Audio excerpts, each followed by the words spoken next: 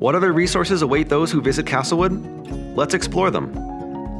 Self-service checkout stations are available for use by patrons of all ages. Once you've scanned your library card, this technology allows you to simply place your items on the pad for a quick and easy checkout. No more scanning individual barcodes. There are several different private spaces situated throughout the library designed to meet the varying needs of the community. The new and improved meeting room features a state-of-the-art projection system, a whiteboard for presentations, and can accommodate up to 20 people.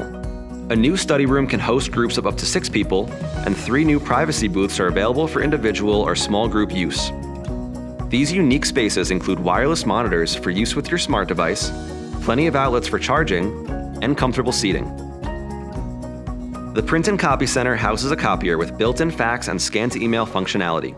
It's suitable for both color and black and white printing and offers easy scan technology that allows for you to seamlessly scan photos and documents. This machine can translate text to different languages and will even convert text to audio for you.